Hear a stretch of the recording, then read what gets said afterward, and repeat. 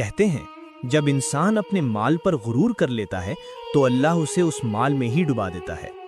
یہ کہانی ہے قارون کی، ایک ایسا آدمی جو حضرت موسیٰ علیہ السلام کے قبیلے سے تھا، لیکن اپنی دولت کے نشے میں اپنے رب کو بھول بیٹھا۔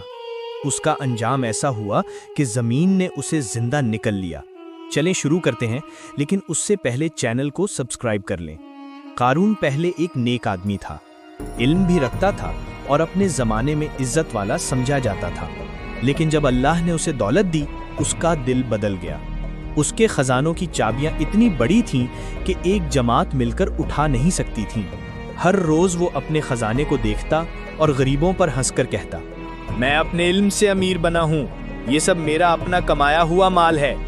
اس کے چہرے پر غرور اور دل میں تکبر تھا۔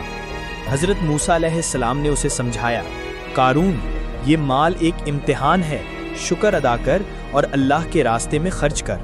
مگر قارون نے تانا مارا، موسیٰ تم تو پیغمبر ہو، لیکن مال میرے پاس ہے، میں اپنے علم سے سب پتہ لگاتا ہوں۔ وہ ہر نصیحت پر ہنس دیتا۔ لوگ اسے دیکھتے اور کہتے، کاش ہمارے پاس بھی ایسا مال ہوتا، لیکن جو چہرہ نور سے خالی ہو جائے، اس کی دولت اس کا عذاب بن جاتی ہے۔ ایک دن قارون نے حضرت موسیٰ علیہ السلام کو ذلیل کرنے کے لیے سازش کی۔ اس نے ایک عورت کو پیسے دے کر کہا کہ موسیٰ علیہ السلام پر جھوٹا الزام لگائے، لیکن جب وہ موسیٰ علیہ السلام کے سامنے آئی تو اس کے زبان سے سچ نکل گیا۔ سب لوگ حیران رہے۔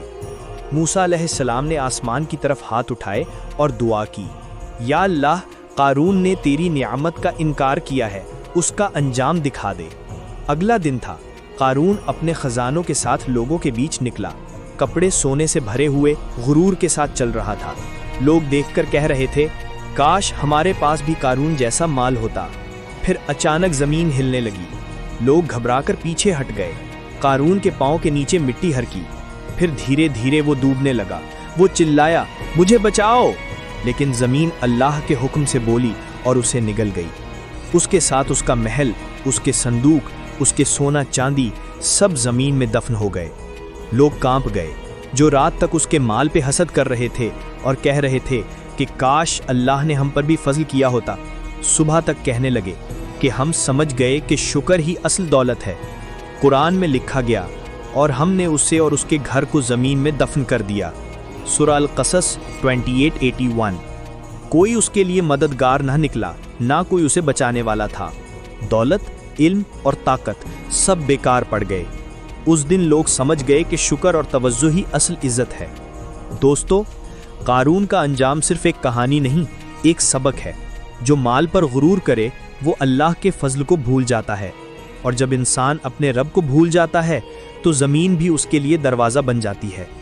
دولت خالی ہاتھوں میں رہے تو نعمت ہے، دل میں بس جائے تو عذاب بن جاتی ہے۔ اگر آپ کو یہ کہانی پسند آئی ہو تو لائک ضرور کریں، چینل کو سبسکرائب کریں اور بیل آئیکن دبائیں تاکہ اگلی کہانی آپ تک سب سے پہلے پہنچے۔